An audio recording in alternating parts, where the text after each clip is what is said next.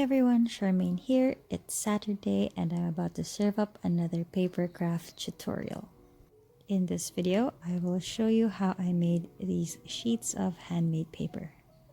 Before we begin with the tutorial, may I invite you to click subscribe and turn on notifications, and also give this video a thumbs up.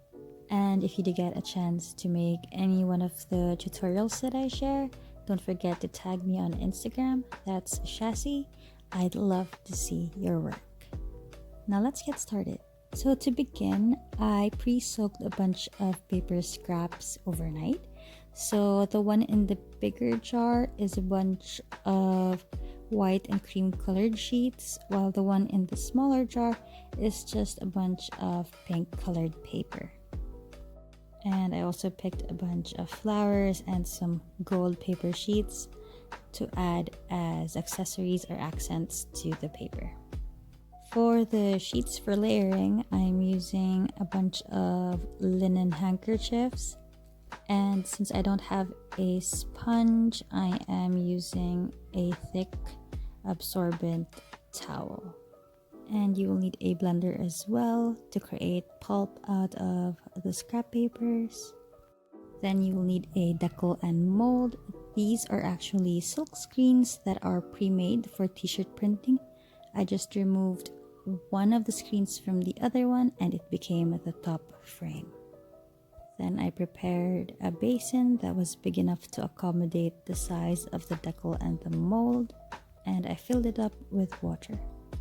The next step is to take the pre-soaked scrap paper, run them in the blender until it becomes pulp. And once I had my pulp, I just put the whole thing in the basin. I didn't know actually how much I needed, and then I realized that I'll just put the whole thing in. I'll just dump the whole thing in there and see what happens, because I really wasn't sure. This is my very first time to make handmade paper. Then I decided to add my accents, which are these gold paper scraps. I just ripped them up into different sizes and pieces. When I thought I had enough pieces, I just mixed it up and then dipped my mold and deckle into the paper slush solution and realized that I didn't have enough water in my basin. So after filling it up with more water and doing the whole thing over again, I just put my mold and deckle back into the basin and just shimmied away. I don't know how to explain it, but that is the motion that I saw in most tutorial videos. And this was actually wrong, I think. This is my first couple of tries, but eventually after doing it a couple of times, I got the hang of it, and finally I was able to make my very first handmade paper.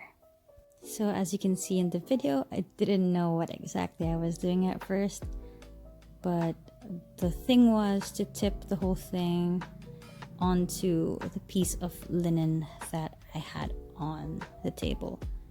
So then I realized it was actually easy because the paper was attached onto the screen that I have. And then, as you can see, I just pressed it down with my absorbent towel.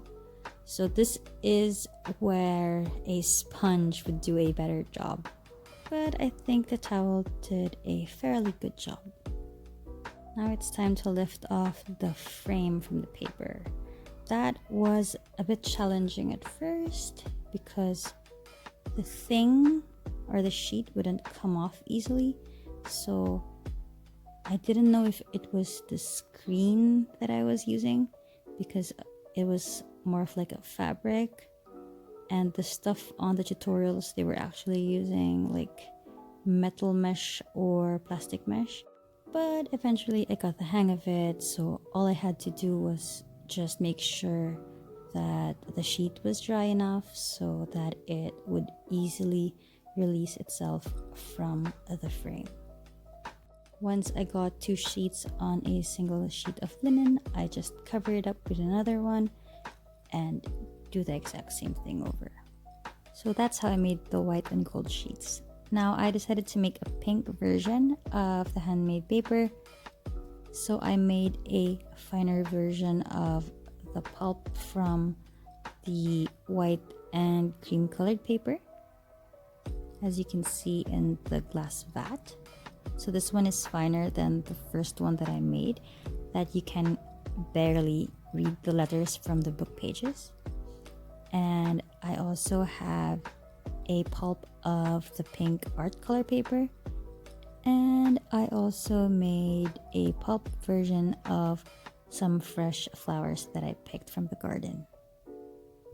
Then all I had to do was just pour the whole thing into the basin. So I added the white pulp, all of it, all of the pulp that I prepared, and then I just added the colored paper pulp and mixed it up so I could get an even distribution of the colors. So I get a lighter pink version, and then just put in the colored pulp with the plant material or the flower petals.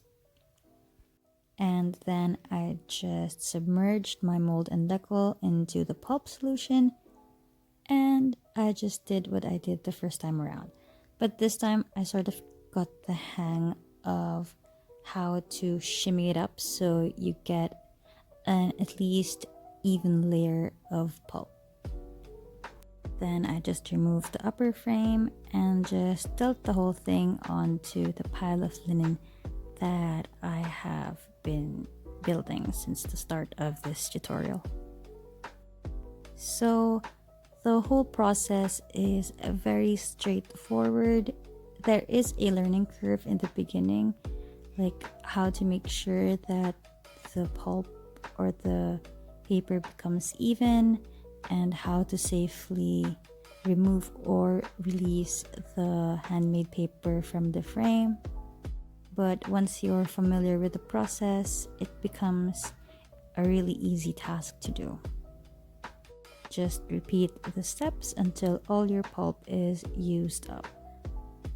So I don't have exact measurements for this one, but what I can tell you is that a full-sized blender, a regular one filled with pulp, made 5 sheets. So since I did this twice, I was able to yield 10 sheets. 5 sheets of the white and gold one, and 5 sheets of the pink one with flower petals. When I was done, I just laid them all flat on a table and left them under the sun to dry. But eventually the sun moved, so I had to move the sheets as well. I just put them on the grass, and I just laid a pebble on top so that they don't fly off once they're dry. There was a bit of wrinkling on the side, but that didn't quite matter because once I removed them completely from the sheets and then put them in a pile, the wrinkles on the edges disappear when I press down on them and when I make sure to lay them flat on top of each other. It is so satisfying to lift them off of the linen, and you get to see the patterns and the speckles on the sheet. I mean, this was a bit of a tiring process. It wasn't a walk in the park, but the final output was super satisfying. It was a really pretty set of handmade papers. I think the gold speckles from the gold sheet of paper that I included added kind of character and unique style to each sheet. So there are imperfect papers, like sheets with gaps, and some are torn on the edges, but honestly I don't mind. I guess that's one of the fun perks of making handmade paper. Each one is unique and each one can be imperfectly beautiful. Anyway guys, I hope you enjoyed watching this tutorial video. If you have any other questions, just drop them in the comment section below. Thank you so much for being here. I'll see you in the next video. Stay safe, keep well. Bye!